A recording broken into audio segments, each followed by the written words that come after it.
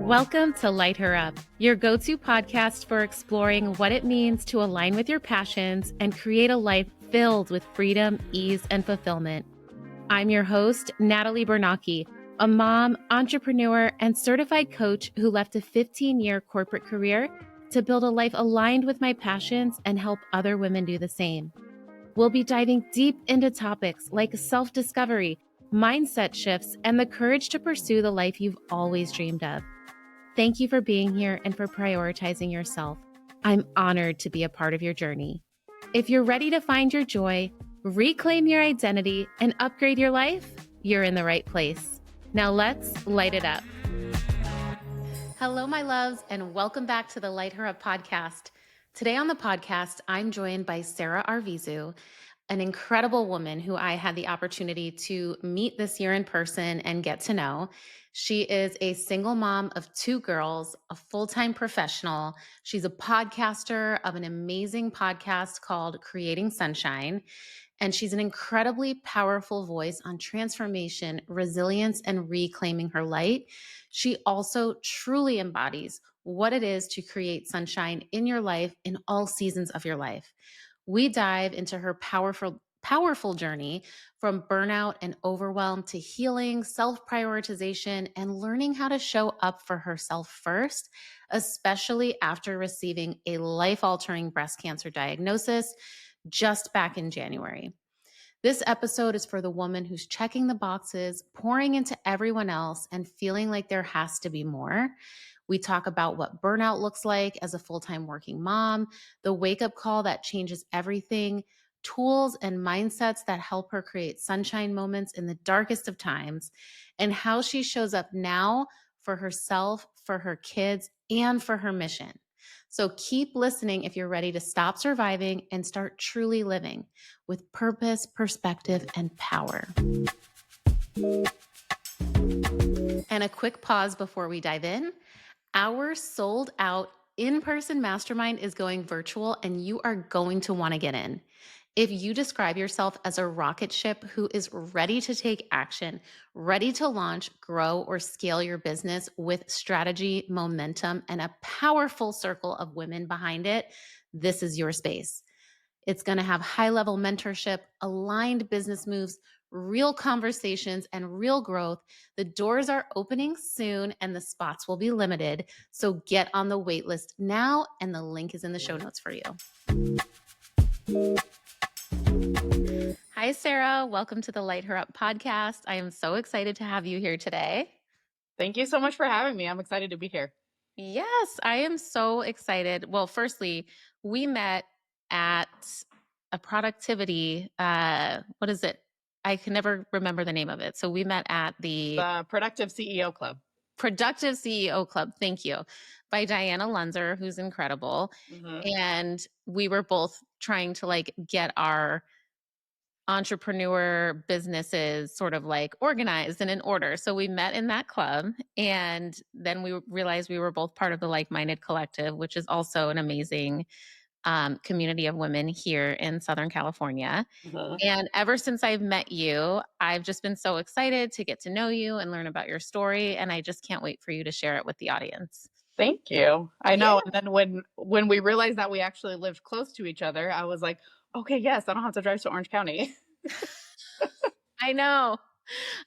So for anyone listening who's not from Southern California, it's wild how something that's 20 miles away or 30 miles away takes hour. It just takes forever. Anywhere in California, it's I used to work 13 miles away from my house, and it would take me over an hour to get there. Uh-huh. I could run faster than that. Yeah, I had somebody calling me from Texas the other day, and she's like, well, this place is only 23 miles from you. I'm like, we don't go by miles in California. We go by Yes. It's a 2-hour drive, ma'am. Yeah. So now Sarah and, we realize we live pretty close to each other, which makes it a lot easier. So yeah.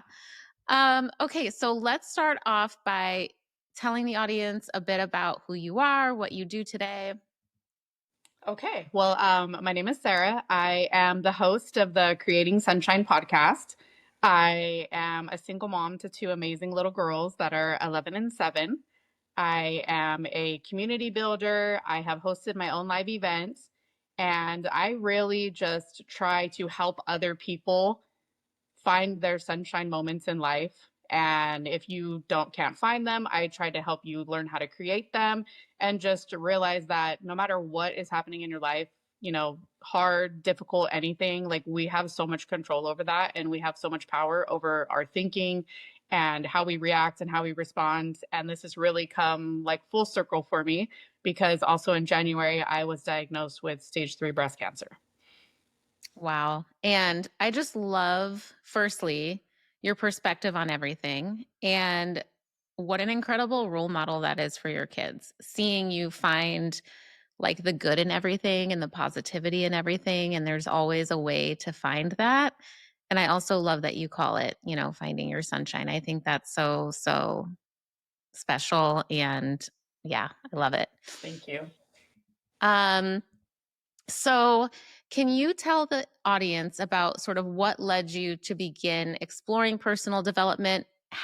Did you always have this perspective? Um, I always had a pretty positive outlook. Like, even growing up, people would be like, "Oh my gosh, like, she's always positive, she's always happy." But I think that things started to shift as I got older, and I still had that on the outside, but I didn't really have it on the inside.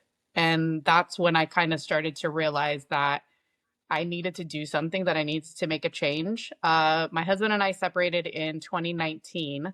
And I think that was kind of the catalyst for me, because now I was a single mom to two very young girls. My oldest was 5 and my youngest was like a year and a half. Mm. And I was internally, I was burnt out. I was overwhelmed. I was stressed out. I was just like going through the motions. I would go to work, I'd come home, I'd try to make things great for the kids, but I was so overwhelmed. And so that's when I started, like, beginning of 2020, I was like, I got to change. I got to do something, because I can't keep going on like this. And that's when I found podcasts, and that was the first thing. And that's why I'm so passionate and why I want to make my own podcast, because I know what they've done for me and how they changed my life. And I was like, oh my God. And I just became obsessed. I was like, every chance I got, every like drive, every like, if I was at home and I was doing something, I had my headphones on and I was listening to a podcast, because I was like, I'm going to turn this around, and all these people in my ear are telling me I can do it. And sooner or later I started to believe it. I love that. So you were proactively choosing the messages that you were hearing and that you were putting into your brain by picking the podcast and really choosing these positive mindsets that you were hearing. Well, I think in the beginning I was guilty of that, like, overconsumption and like lack of action. So I wouldn't say that I was like consuming and then I was like, yes, action. It was like consumption, consumption, consumption. And then after like about a year or so, I was like, I should really start implementing some of these like tips and things that they're telling me to do. And then in 2022, I actually attended my first live event from my very favorite podcaster, and her podcast is Empower Her. Her name is Keisha Get Mary, and she was like my very first that I ever listened to. And so she was hosting a live event, and I was on her text community, and I remember like somehow, like, you always respond to those text communities, but like normally they don't respond back to you. And so that, for whatever reason, she responded back to me, and we kind of started talking back and forth. And I was like, I can't go to this event. Like, I don't know anybody. And that event was in Colorado, Okay. I think. And so I was like, okay, whatever. I'll fly to Denver. I don't know anybody. Like, let's go. Let's do the thing. But then being in Wow. that room was really like, oh my God. And meeting those women. And it was just like, I felt so safe, and people that really like saw me, and I didn't have to hide anything. And it changed my life, honestly. So that That was, I really started like, okay, now I want to go to live events. Now I want to implement the things I'm learning. Now I want to start reading books. And everything just started like, adding on top of each other. I love that. Also, I love her podcast. Awesome. Highly recommend. And isn't it crazy what happens like when you are in a room of women, just like minded individuals, or people who are like helping you raise higher? It's like Hmm. the energy exchange. And almost sometimes we have to borrow that energy in order to raise ourselves higher. And it sounds like you went to that event, you were in this room of just incredible high vibe energy, and you left like kind of borrowing some of that energy. Oh, absolutely. And it was so, for me, like it was so inspirational. It was so motivational. And to see these women and to hear their stories and some similar to mine, and to see what they had done and what they had created. And, for me, that's what it's all about. Like it gave me a little bit of hope. And I was like, okay, like I see the light. I'm starting to see the light on the other side. I'm starting to see Yeah. now that you work on your personal development and you deal with your healing and you do all the things that you're supposed to do, like now they're over here and they have their creativity happening and things are, their lives are changing and they were creating things and they were helping other women was the biggest part about it. And I was so inspired by that. That's amazing. And what you just said about like you see them doing it, because I feel like sometimes when we hear people on podcasts or when we see them on TV or when we read books, I don't know about you, but for me, sometimes it feels like they're so far away. They're so Yeah. much beyond me in their journey. But then when you meet them in real person, like in real life in person, and other women who are maybe like a few steps ahead of you, or maybe even not even as far ahead of you, or even farther ahead of you. However, when you meet them, you're like, if she can do it, I Hmm. can do it. Like they're a human. They're a human being just like me. They had to start out just where I started out. And it really does give you like inspiration and hope to meet these women in person and see what they were able to achieve. It totally does. And I remember I went to her second event. I went to the second event as well in 2023 and I met Jamie Kern Lima at that event. And so she came, so we were there Saturday night, like at the VIP night, and she was supposed to speak on Sunday. And me and my roommate, who I had met the year before through the Facebook group, and like we're still friends, we're still in contact. And we were just like, yeah, let's take a chance. Like, let's be roommates. I remember telling her, I was like, oh my God, Jamie Kern Lima's right there. But no one noticed, right? Like nobody had seen her yet. And she was just coming because her friend had a jewelry line and she had a table that night at the VIP event. And she just came to support her friend. She didn't Aw. come there for herself. She didn't come there to like sign autographs, but people started seeing her. And so we kind of made our way over there. And of course, she's so kind and so gracious. And she was taking pictures and signing autographs. And we were like, I don't know, the fifth people in line or something like that. Like we were really like up close. And so I get up there to her and she like takes my hand and she's like holding my hand. And her friend's jewelry line is actually, it's so funny because everything is bright yellow, right? And it's like, so me, we're creating sunshine. I'm like already trying to do it. And so we're sitting there talking, and I tell her, I go, I can't believe that you're here. And she's like, why not? And she looked at me like confused, like, why not? And I'm like, I mean, I don't know because like you're Jamie Kern Lima and like, what are you doing here? And she goes, but why wouldn't I be here? Like my best friend is right here. I have to come to support her. And she's like, I'm already speaking tomorrow. So I just thought I would just come down and hang out with you guys. And this whole time she's holding my hand, but like looking at me in the eye. And I just felt so like just seen by her. And she was just the sweetest thing and the most genuine hug I've ever gotten. And she was going to be doing this was before she had released the book Worthy. Mhm. And so she was going to be doing like a worthy launch party, right? And I was like, oh my gosh, I registered for the launch party. I'm so excited. And she looks at me, she's like, oh my gosh, you did? Well, can I ask you a question? Do you think like the time is okay? Because I was wondering if that was going to be a good time for everybody. And Oh I'm like, my gosh. what? Like, why is she asking me this? Like, I was blown away. And so I finished with her, and she's just the sweetest, kindest person. And then she tells her team, she's like, hey, I want you to interview her because she's registered for the Worthy launch party. So they ask me all these questions. I do like my social media release.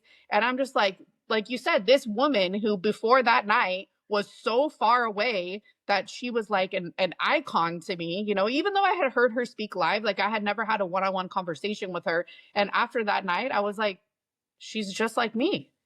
And she Yeah. had a dream and she just did it and went after it. Like I felt like we could just hang out and have had lunch and it would have been totally normal. But it's Yeah. so true that once you like get to know somebody on a different level, you're like, for me, that was a time that I thought, well, damn, like if she can do it, I can do it too. Yeah. Ah, that's so incredible. That is such a good story. And also, I've met Jamie Kern Lima too. Isn't Not at she the that best? capacity. She's so nice and So nice. down to earth and just that feeling, like you said, where you feel really seen. she somehow has this way of connecting with people in just a few short seconds Mm-hmm. and making them feel so seen. And I really feel like it's because, she is us. We Yeah. are her, just like not as far along in her as her in our, entrepreneurial careers. But I love that. That's amazing. And yeah, just meeting them in person, people like that, it's like, okay, they were at our stage once. They Mhm. were. So cool. Okay, so you were talking about how in 2019 you separated from your husband. You had two small children at the time. So that is a lot of transition going on. Because I remember when I had my first baby in 2019, or I'm sorry, 2017. And I don't know what you expect. Like, I don't remember what I expected when I was going to have a baby, Mhm. but now looking back, I'm like, damn, that was hard. Like, Oh. having a kid is so hard. Nobody talks about it. And then I remember the nurse saying when I left the hospital with my first, like, okay, we'll see you next year. And I was like, oh my God, I'm never coming back here again. Like, I'm traumatized. I never want to come back here. And Right? also, you're letting me leave the hospital with a human being. Like, how am I gonna, like, no one taught me like how to take care of this thing yet. Right. So anyway, get home. 2 years go by. I'm back in the hospital again, exactly almost 2 years to the date with my second. And then I feel like when we had the second, it was like we had him in 2019. Um, and then of course a year later, 2020 rocked everyone's world. Mm-hmm. So at that point, it was like we had a lot of like reflection time because 2020, a lot of people were home, life slowed down, especially people with young kids. You're multitasking, you're also trying to like take in all that's happening in the world. And at the time, you separated from your husband shortly before. So, like, that's a lot going on at once. Yes. Um, like, what did your day-to-day life look like, let's say like 2020, after you had separated, your kids were still young, 2020 was happening, all of these things? Oh. It was difficult. It for sure was. And I was also working full time as a manager at Costco during COVID. Oh my gosh. I was working and I had morning shifts. I was the receiving manager. So I would go to work at 1 a.m., 2 a.m. And we would be there for it felt like at the time, like as long as you could handle it. There Yeah. was like normally it was like 10, 11-hour days. My oldest at the time, actually, she was in kindergarten. So we were Okay. kindergarten on Zoom at the same Oh my time. gosh. And it was, I don't even know. But what ended up happening in 2020, in addition to the podcast, is well, let me tell you this part too, because I never had any kind of social media until 2019. I never had Facebook. I never had MySpace. I never had nothing because I was the type that was like, oh, well, if people are my friends, then they will know when my birthday is. And I feel like Facebook is so stupid because why do I need that to tell people when my birthday is? Yeah. Right. I didn't get it. Yeah. And people, when my husband and I were together, he was in the Marine Corps and we lived 4 years in San Diego. And that was when I had my first daughter, was when we were in San Diego. And everybody had asked me, like, why don't you just get a Facebook? Like, stop texting us these pictures every month of your daughter. Just post them. And I was like, no, I don't want to do that. And so I don't know, whatever it is that made me change my mind. I was like, you know what, I'm going to try this and I'm going to get on Instagram. So that was a big part of it too, because I really had no idea. Like I was so wrong because now what it's done for me and the people that I've met and the connections that I've made, I feel like it's like anything else. Like you're going to get out what you put into it, right? I know there's a lot of people that, maybe doom scrolling, wasting time. Like I've been guilty of that myself, obviously, too. Still am some days. But what happened in 2020 was also, I have not always, I'm going to take that back. For my 40th birthday in 2020, what I did was I bought myself a Cricut printer. Okay. And I was like, you know what? I'm going to make decorations for the girls for their birthday parties and I'm going to crafts and I'm going to do this because I needed something to keep myself busy because I was really like, I was burning the candle at both ends and there was no end in sight. And I felt like I was already overwhelmed. And then once, COVID hit and I was just like, oh my God, like I really don't know how much more I can take. So I bought the Cricut printer and I started seeing people online, and that's probably why you can see behind me like my glitter wall over here. Oh, So I cool. started seeing people online and they were making like glitter tumblers, you know, they Okay. were putting, and so I thought, well, maybe I could try to do that. And it literally spawned into a whole entire business of crafting and making glitter tumblers and selling them. And that was that was my release. I used to always say like crafting is my therapy. And, I've Yeah. taken a break over these past couple years, but I've just recently actually started, making them again. And I made them for the girls for their teacher gifts and made one for my mom for Mother's Day. And I'm like, oh, I kind of missed this. And Yeah. now trying to put my like, sunshine spin on them. But Oh, that really, it helped me because, and that was something that the girls and I started doing together too, as we started crafting, and I would be doing my cups and then they would be painting, or they would be pretend making cups while I was making real cups. And, aw. because other than that, it's like, what do you have? You can't go anywhere. Everything's closed, and they were young. I mean, even the parks were closed. Like, how Yeah. bad was it to go by the parks and there's caution tape everywhere? Like, It was wild. it was terrible. Yeah. You're like, what am I going to do with two small kids who need to Right. like get energy out and like need to go outside? But yeah, wow. Okay. So that's so cool. And I know you mentioned something about like you needed to keep yourself busy. And I sort of feel like that's like your unicorn space. Like that was your Mhm. your me time. Like you Yeah. found joy in that and it was for you more than anything else. And then it ended up turning into something that you were actually able to make money off of, which is pretty Mhm. cool. Mhm. I know. And like the girls would go to bed. And so then I just sit here and paint cups. I love that. That's so cool. So, okay, so when you were kind of going through this phase and you discovered the crafting and all of that, like were those the signs that you realized you needed to shift, or how did you know it was burnout at the time? Well, the funny thing is that when I was in it, I didn't really know it was burnout because I kind of just thought that that was life and adulthood. And I thought that that's the way, that's just what happened. Mhm. And when I started with the crafting, and at the same time, I'm listening to the podcast, and I'm kind of meeting the people that seem like maybe they don't seem so stressed out. Maybe they don't seem so overwhelmed, because along with the crafting and the cup business, that came a whole community in itself. And that was kind of my first introduction, even before I had went to the events. That was my first introduction to community. Was, we were all these like 30, 40-year-old women over here playing with glitter and making cups, but we got it. We understood each other, and when I had questions and I reached out, they were so kind and they were so nice. And it was kind of like, even though we were all doing the same thing, we were like, hey, everybody needs to drink, right? Like there's enough room for all of us. And so there wasn't this crazy, like, I mean, I think there was amongst some people, some cattiness and competition, but the women that I met, you know, we were all so nice. And it was the same thing. It's like not all of us lives here in California, some were in Mhm. Jersey, some were in Texas, and it was just the coolest thing to have that introduction to community. And once I really started with the crafting and the podcasting and then implementing some of the things that I was learning at these events, that's when I started to really feel better. Mhm. And my sleep became better. I didn't have all of the chest pains and the anxiety that I had.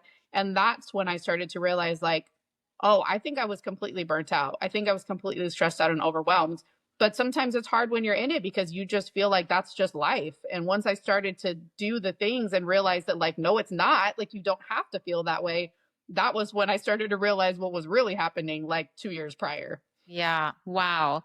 And it's so crazy too, because I do feel like for most people, including myself, when you're in burnout, like you mentioned, you don't realize it. And I think Right. it's just because society today makes you feel like that is how life is supposed to be.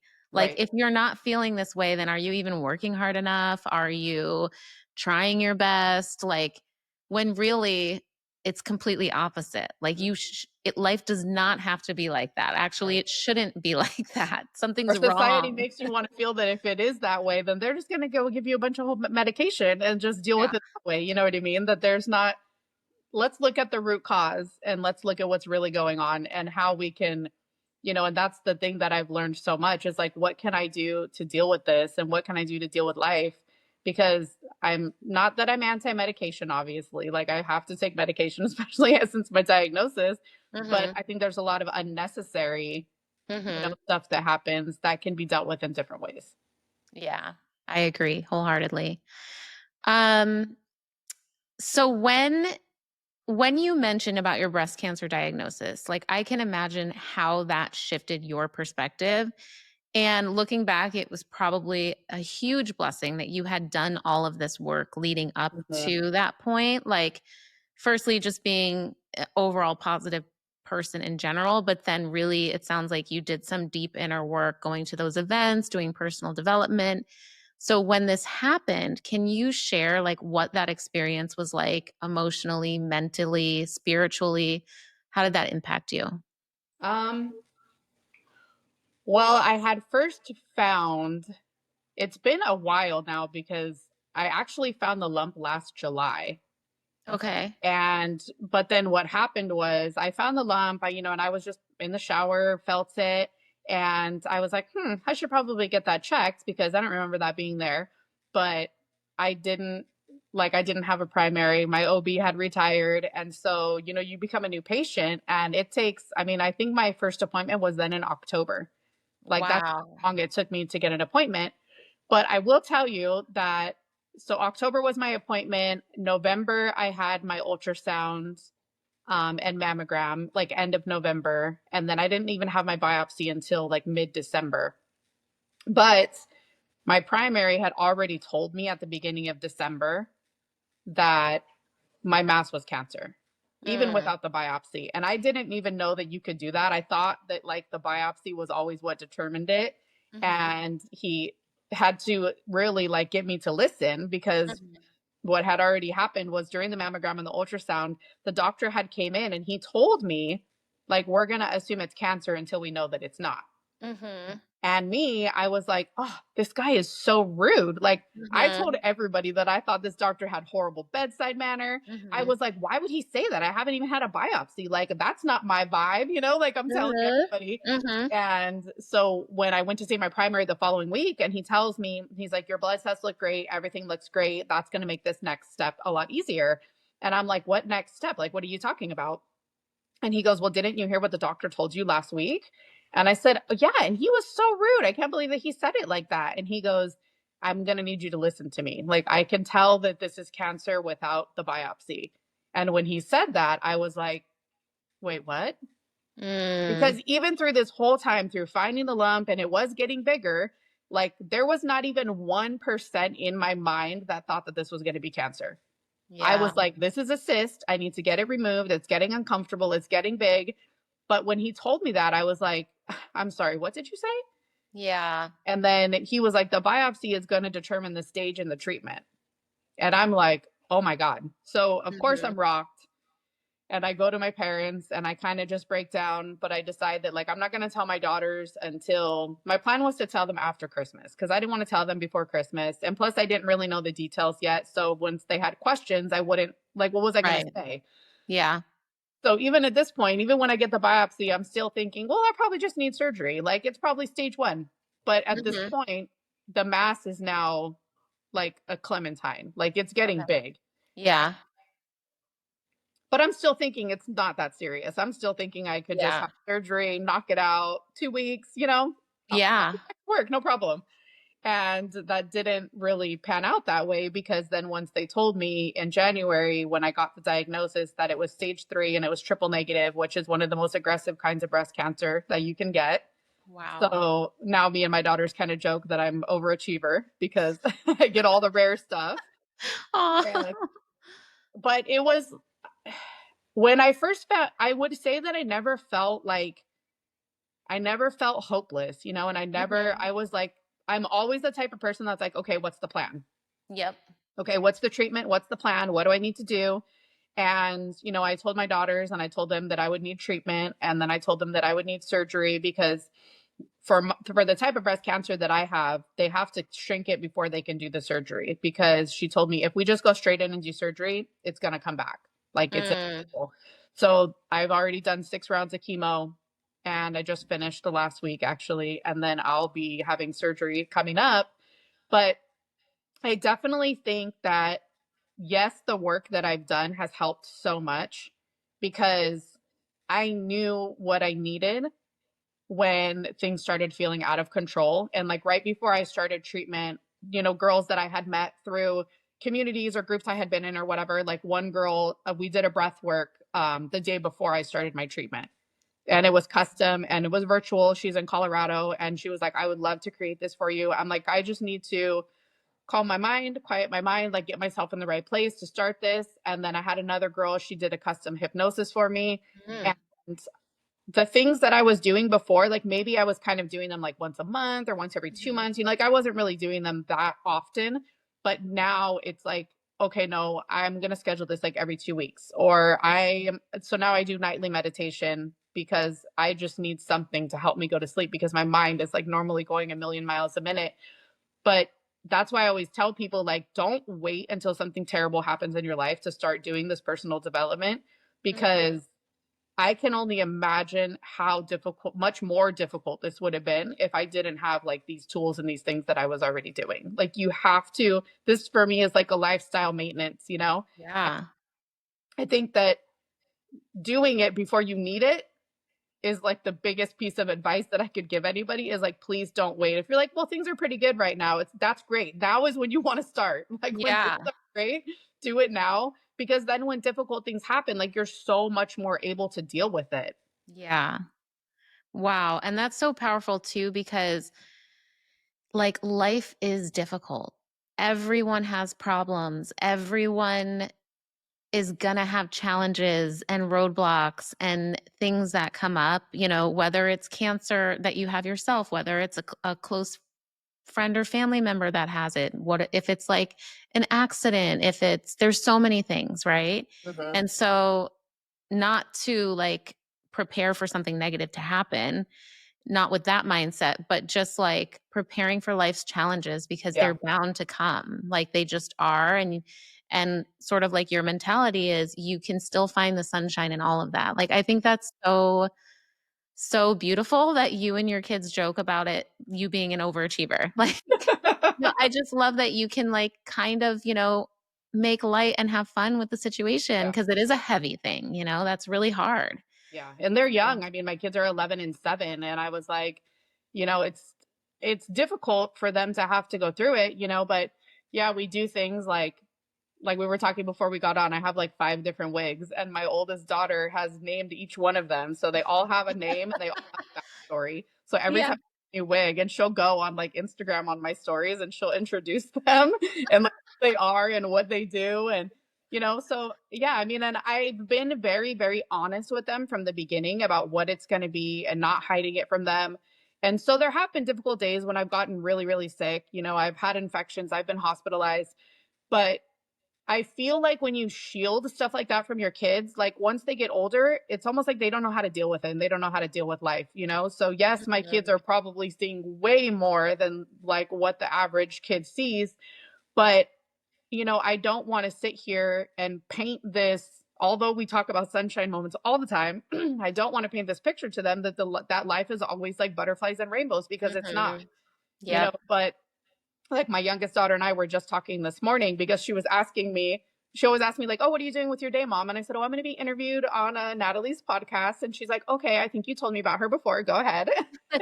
So she's asking me, but then she asked me like, why am I not wearing my Creating Sunshine shirt? And I go, oh, well, it's dirty. I said, but plus it's her podcast. It's not mine.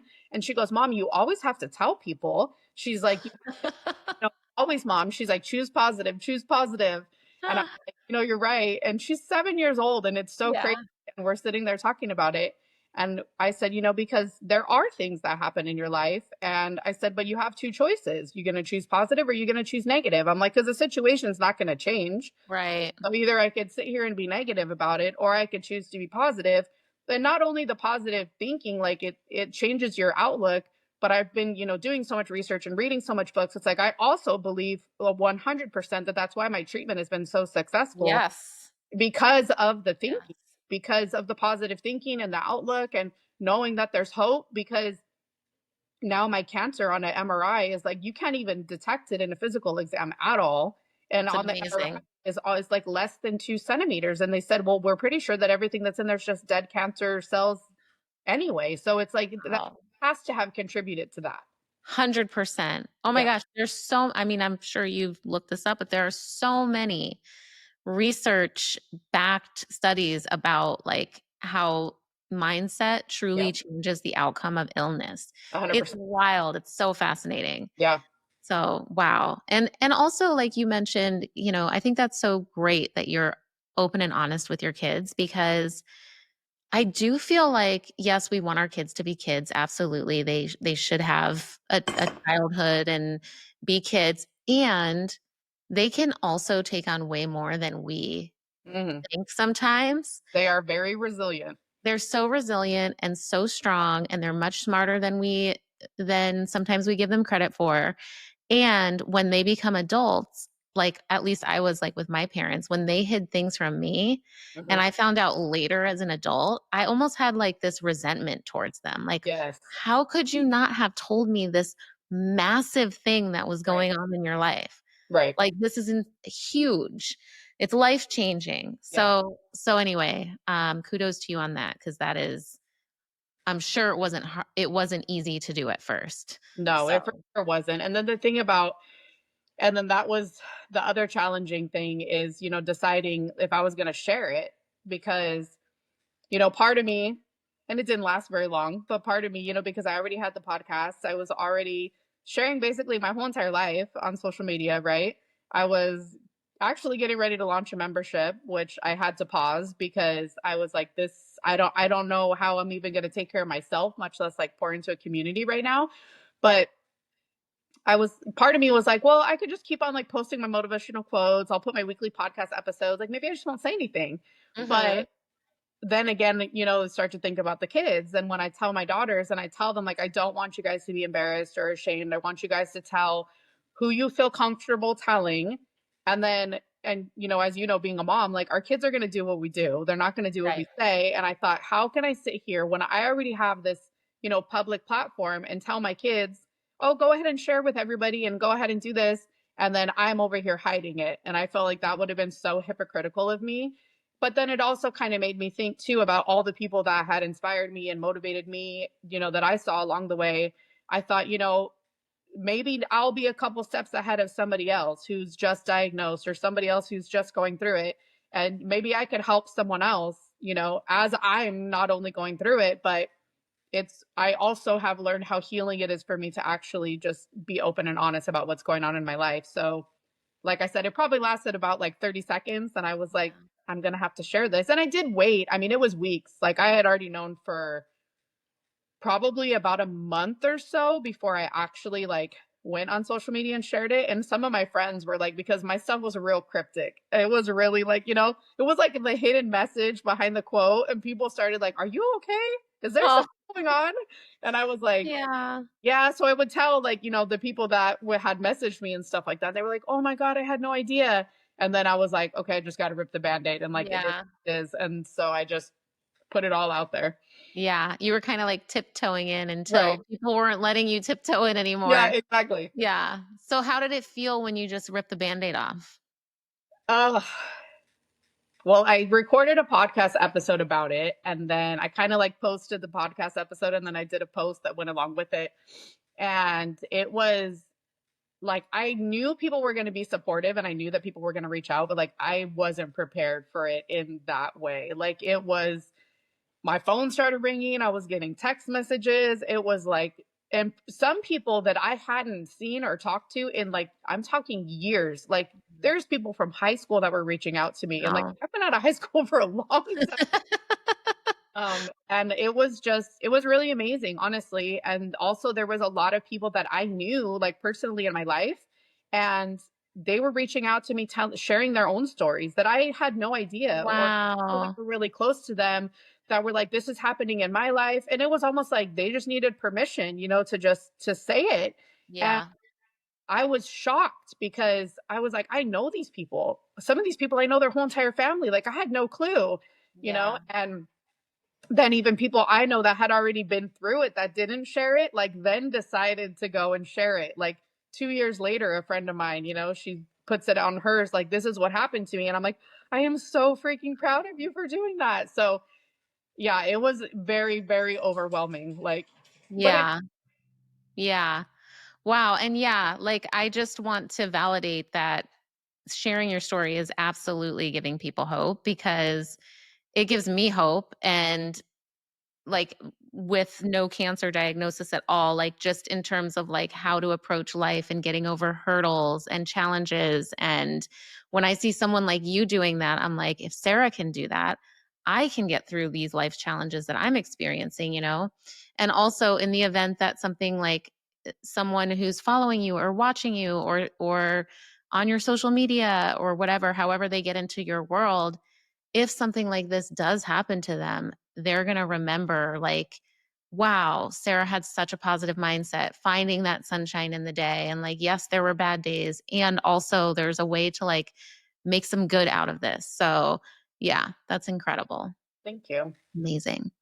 So since this whole sort of like, it's been like 5 years, I guess, since 2019 up Mm. until now with all of the transitionings happen, has your definition of success or fulfillment changed at all during that time?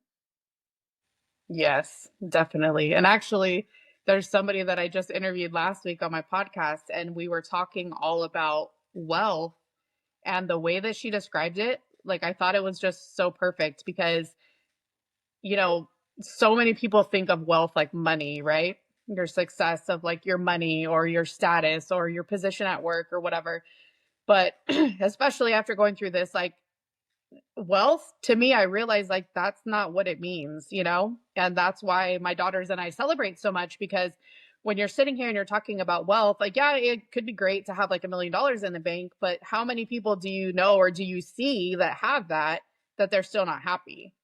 You Mhm. know, because that's not what's going to fulfill them. That's not what's going to make them happy. Yes, it would be great if I had $1 million in the bank, like, don't get me wrong, but realizing that success and wealth to me really means, you know, being intentional with my time and with the people that are in my life and how I spend my time and how I spend my days.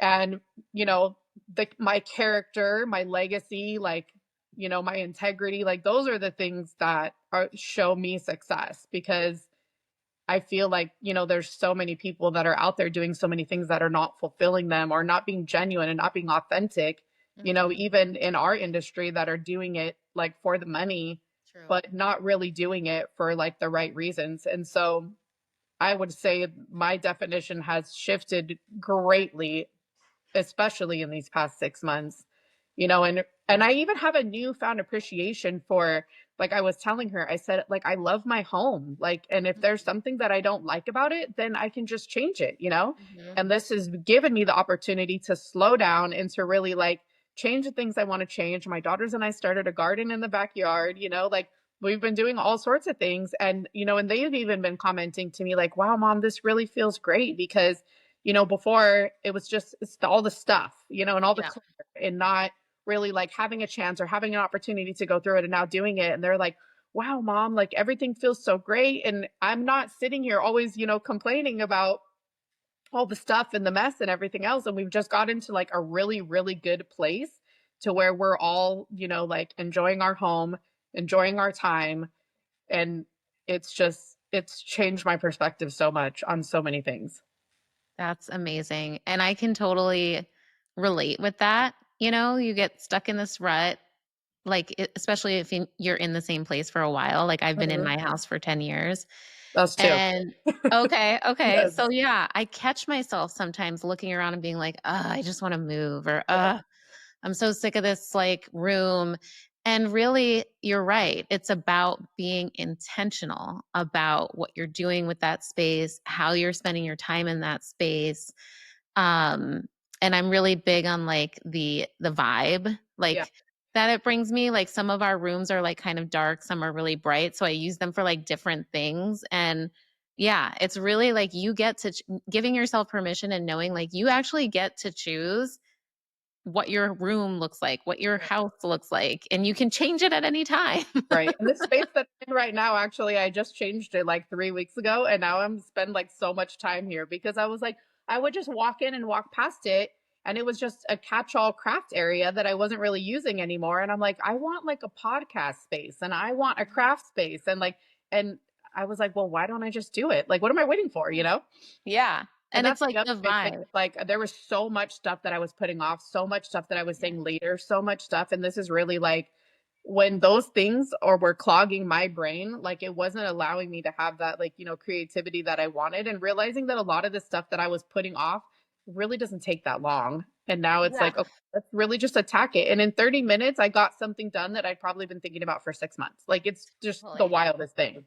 I know. I know. There's a saying, and I'm going to butcher it, but it's something like, if you think of something that you have to do, just do it now, Mhm. because it's actually going to like deplete energy from you if Yes. you don't do it, because you're constantly then thinking about, oh, I have to do this thing. And then you start to feel bad, like, oh, I haven't done that thing. Yeah. Just 100%. do it now. Yeah. Okay, so for the woman who's listening right now who feels like she's in burnout, or she's hearing some of the things that you were talking about and she's now like noticing, wow, maybe I am actually in burnout or survival mode. Maybe she has nothing left for herself to give. What would you want her to know? The big thing that I talk about a lot is like, I just want to tell her, like, you have so much more control than what you think. You really do. And you just have to, even if it's like 10 minutes a day, because I think people get really, really overwhelmed by the whole, like, all these people on their personal development journey. And like, I don't have that kind of time. When Yeah. I tell you that like 10 minutes a day can literally change your life, like it really can. Even if you're going outside for a walk or you're taking, 10 deep breaths when you wake up in the morning before you go into your kids, like, there's so many small shifts that you can do. And you might not notice right away in the beginning of the changes that it's having, but give it a week, give it 2 weeks. And all of a sudden you might realize, like, oh, I feel like I have so much more patience. I, Yeah. I'm not losing my mind. I feel like I'm not losing control. That, like I say, you can't control the situation sometimes. You really can't, but you can control the way that you respond, the way you react, the way that you show up. And that, it has huge opportunity to actually sometimes change the situation. True. That's such a good reminder. Such a good reminder. Okay, so I have a few rapid fire questions if you're okay with that. I just I'm like to good. end Let's with a go. couple. So, what is one quote or mantra that you've been getting that's been getting you through lately? Oh, Or word? really? It keeps coming back because it's everywhere in my house. It's everywhere I look. Like, it has to be like the sunshine moments. It's, Yeah. it's huge for us. Yeah. I love that. And also, I love that it's not only your brand, it's not only your podcast, it's what you embody. Like, it's truly, you're embodying it, your kids are embodying it. That's so, so powerful. So, I Thank love it. you. And what is a simple everyday thing that helps you feel grounded? For me, I do my meditation at night. So I use an Insight Timer. I use a meditation app, and it helps me go to sleep with a good mindset. But also, waking up, I do not go on my phone. You guys, I can't tell how life changing this has been for me. So I do 8 p.m. to 8 a.m. I do no social media. Okay. And for me, that's just helped so much because I get up and I start my day and I'm deciding like what I want to do with my day and I'm deciding what it's going to be. I'm not automatically picking up my phone and reacting to everything that's going on, because, and the days that I do fall into that trap, I feel a difference in how my whole entire day goes if I start my day that way. Yeah. That's wild. Uh, It's scary though because it has yeah. so much control and like sometimes you don't even realize it. Yeah. But actually being intentional, and sometimes I'm not gonna lie, I'm waiting till like 8:01. I'm like, I have to get on my phone, like I really try. But then like the other day it's like 10:30 and I'm like, oh, maybe I should check. And yeah, Yeah. yes. Yeah. So, do you sleep with your phone in a different room? I don't because I use it for the Insight Timer meditation app. Okay.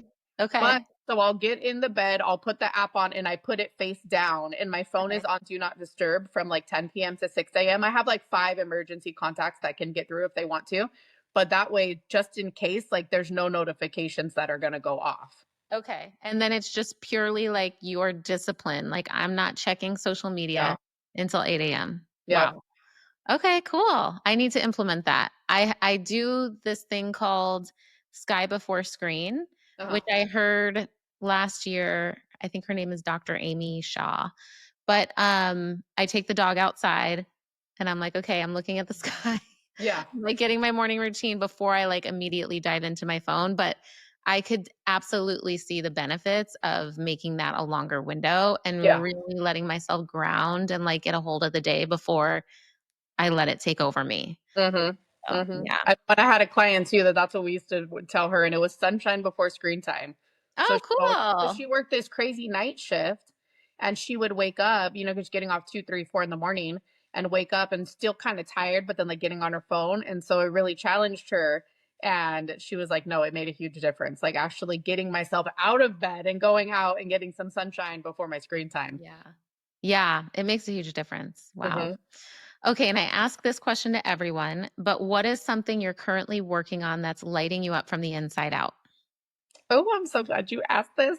And it's been a long time coming, but I'm actually working on, it's called a 7-day mindset reset. And this was something that I am creating because for the people that are looking like to actually try to start, or you don't even have to be somebody that's starting on your personal development journey. You can already be on it. But for me in the beginning, it was really hard because I didn't know, like I was going on YouTube, and I was looking for podcasts, and then it's like, and I just felt like I was spending so much time like looking everything up and trying to put it together. And I was like, what if I put something together for the person that feels like they don't have a lot of time, but they really know they want to make a shift? And so that's basically what it is. It's a 7-day mindset reset that I'm working on. And so you'll get 7 days of personalized, think of it like little mini podcast episodes from me, 3 to 5 minutes. Each day has a different topic. And then along with that, you're going to get journal prompts. So to do this, you literally need like 15 minutes a day. That's all it's going to take you. And to just really show people like what you can do in 7 days, by consuming things that are intentional and then really like putting those things into practice. I love that. Oh, can I join? I really want to do it. Yes, yes, yes, yes, yes. I'm so excited. And I spoke at a virtual summit on Friday, and it was so funny because I have most of it done, and I was like in the works, and I just ripped the Band-Aid and I told the community all about it. And I was like, yes, let's join, let's do it. So Yes. yeah, Amazing. Well, I can think of no better person to lead that but you. I'm so excited. Thank you. And where can the listeners find you? How can they stay in your world? Well, you guys can find me on Instagram between the hours of 8 a.m. and 8 p.m. Yes. I think I said that backwards. Between the hours of 8 a.m. and 8 p.m. Yeah. So you guys can find Instagram. That's the main social media platform that I'm on. Also, you can listen to my podcast, Creating Sunshine. And I also have an email list. So that way, you'd be the first person to know about anything I'm dropping. And then you get reminded about podcast episodes, because as much as I try to stay consistent and release an episode every single Wednesday, obviously life happens. So that way, if you're on the email list, every time I release a new episode, you get a notification. Love it. Okay. And I'm going to link all of that in the show notes so everyone can find you, start listening to your podcast, get in the 7-day reset. Is that what it was? The 7-day reset? 7-day mindset reset. Yeah. Mindset reset. Okay. Perfect. So I just want to say thank you so much. You are such a light. I'm so glad I got the opportunity to meet you. I am so grateful to have had you on this podcast. And I'm just so excited that this episode is going to expand so many women. So thank you. You're so welcome. Thank you for having me. This is amazing. Thank you for joining me on this episode of Light Her Up. I hope you're feeling inspired and ready to take steps towards a life better than you ever dreamed. I see you, I hear you, and I'm so proud of you for showing up and prioritizing your journey.